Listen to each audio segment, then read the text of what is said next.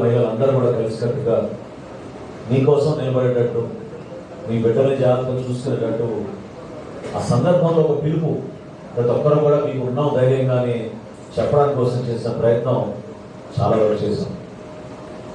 అయితే ఇప్పుడు ప్రభుత్వంలో వచ్చాం, కొంచెం సమయం తక్కువ ఉంది కాబట్టి ప్రతి జిల్లాలో మేము పర్యటించలేకపోతున్నాం, ప్రతి ఇంటికి రాలేకపోతున్నాం. కాబట్టి ముందుగా మిమ్మల్ని అందరినీ కూడా క్షమించమని కోరుతున్నాను. మిమ్మల్ని దూరం ప్రయాణం చేసి ఇక్కడికి వచ్చేందుకు, ఇబ్బంది పెట్టినందుకు.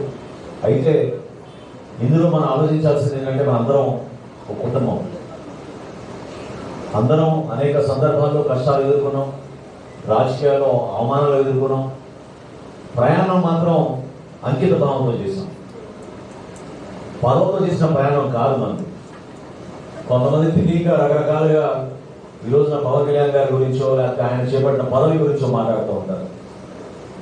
5 సంవత్సరాల క్రితం జనసేన పార్టీలో ఉన్న నాయకత్వం కానీ పవన్ కళ్యాణ్ గారు కానీ ఎప్పుడైనా పదవి గురించి మాట్లాడారో చెప్పండి. ఆయన అన్న మాట ఒకటే, మనం ధైర్యంగా ప్రజల కోసం నిలబడితే, పార్టీ కోసం మనం కష్టపడి పనిచేసుకుంటే పదవులే మన దగ్గరికి వెతుకుంటూ వస్తాయి. దానికోసం నిలబడడం మన జనసేన పార్టీ.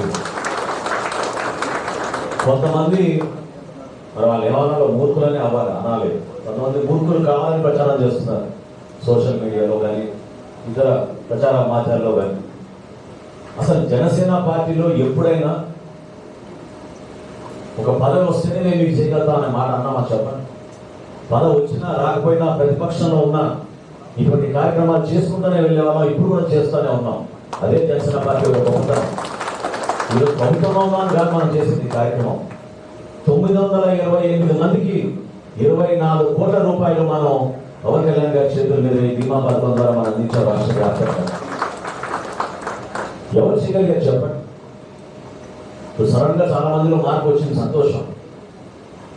ఇందాక హరిప్రసాద్ గారు చెప్పినట్టు ఒక కుటుంబానికి 5 లక్షలు, ఇంకో కుటుంబానికి 1 లక్ష, మరొక కుటుంబానికి 50,000, లేదా స్థానికంగా ఉన్న నాయకత్వం బలంగా ఉంటే వాళ్ళందరూ కలిసి పోగు చేసి ఆ కుటుంబాన్ని ఆదుకునే విధంగా డబ్బులు ఇచ్చుకుంటూ వచ్చేవాళ్ళు.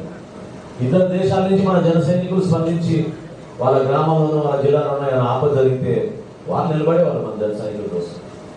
పవన్ కళ్యాణ్ గారు స్వయంగా ఎన్ని సందర్భాల్లో డబ్బులు ఇచ్చారో ఎంతమంది గుర్తుందో చెప్పండి?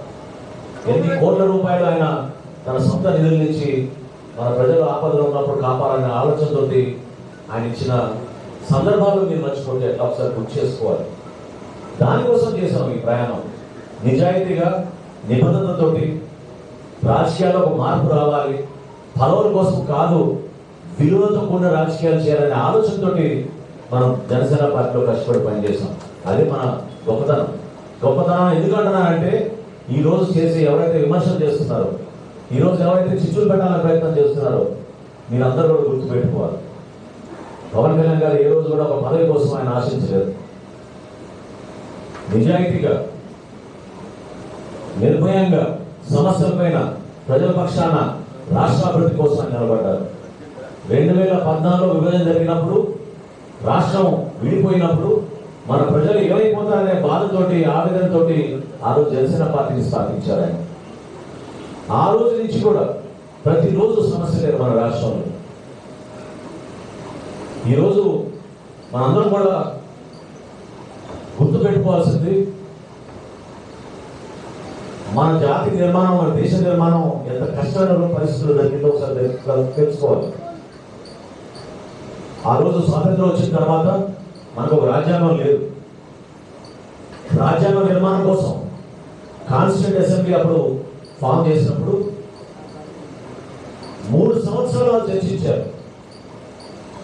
మన భారతదేశం ఏ విధంగా ఇతర దేశాలతో పోటీ పడి ముందుకెళ్ళాలి, ఏ విధంగా మన బిడ్డలకి మంచి భవిష్యత్తు ఉండాలి, ఏ విధంగా రాజ్యాంగంలో ప్రతి పౌరుడికి మన హక్కులు కల్పించాలి, పూర్తి స్థాయిలో స్వేచ్ఛ.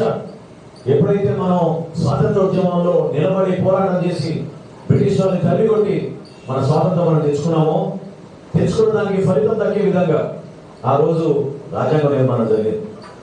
రాజ్యాంగం అంటే ఒక కాగితమో ఒక గ్రంథమో కాదు. రాజ్యాంగం అంటే ఒక స్పిరిట్, ప్రతి ఒక్కరిలో ఉన్న బలం. అది గుర్తించే పవన్ కళ్యాణ్ గారు ఎప్పుడు చెప్తూ ఉంటారు కాన్స్టిట్యూంట్ అసెంబ్లీ డిబేట్స్ గురించి. నాకు కూడా దాన్ని ఆ సెట్ బుక్స్ అంతా నాకు ప్రజెంట్ చేశారు. అందులో చాలా గొప్ప మాట ఒకటి నాకు బాగా గుర్తుంది చదివినప్పుడు. ఒక నాయకుడికి విజన్ లేకపోతే ప్రజలు నష్టపోతారు, దేశం నష్టపోతుంది. మీలో ఒక మార్పు రావాలని, మిమ్మల్ని అందరినీ చైతన్యవంతం చేయాలని, ఏ విధంగా దుర్మార్గంగా పరిపాలిస్తున్న జగన్మోహన్ రెడ్డి గారి పరిపాలన ద్వారా రాష్ట్రానికి ఎంత నష్టం జరుగుతుందో దానిపైన గత 5 సంవత్సరాల జనసేన చేసిన పోరాటం మీరు ఎవరు కూడా మర్చిపోబాకండి. సమస్యలపై నిలబడ్డాం, ఎక్కడ ఏ పరిస్థితుల్లో కూడా రాజీ పడలేదు, పోరాటం మాత్రం చేశాం. దూర ప్రాంతాలకు వెళ్ళి పోరాటం చేశాం, ఉత్తరాంధ్రకి వెళ్ళాం, రాయలసీమకి వెళ్ళాం, చివరికి కడపలో కూడా సిద్ధవడంలో పులివెందులకి పక్కనే ఆ జిల్లాలో 42 మంది కౌలు రైతులు ఆత్మహత్య చేసుకుంటే ఆ ప్రాంతానికి వచ్చి వారికి ₹1,00,000 చొప్పున ఆర్థిక సాయం ఆ రోజు జనసేన పార్టీ పవన్ కళ్యాణ్ గారు చేశారు. సమస్యల మీదే మనం పోరాటం చేశాం, రాజకీయ విమర్శలు చేయలేదు, వ్యక్తిగత విమర్శలు ఎప్పుడు చేయలేదు. జనసేన పార్టీలో అంకిత భావంతో మన దేశం గురించి, మన రాష్ట్రం గురించి, మన ప్రజల కోసం నిలబడ్డాం. అటువంటి పవన్ కళ్యాణ్ గారి గురించి మన పార్టీలో చేసే ప్రతి కార్యక్రమంలో క్షేత్రస్థాయిలో మన పార్టీ బలోపేతం అయ్యే విధంగా మీరందరూ కూడా కష్టపడాలి. ఇక్కడ వేదిక పైన కూర్చున్న నాయకులందరూ కూడా నేను కోరుతున్నాను, ఒక్కసారి మీరు గుర్తు తెచ్చుకోండి. పవన్ కళ్యాణ్ గారు ఎప్పుడైతే రాజమండ్రి జైలుకి వెళ్ళి ఆ రోజు చంద్రబాబు నాయుడు గారికి మద్దతు పలికి కూటమిలో మనం ముందుకెళ్దాం, ధైర్యంగా నిలబడడం అనే మాట పిలిపించినప్పుడే ఒక కదలిక మొదలైంది. ఇది వాస్తవం.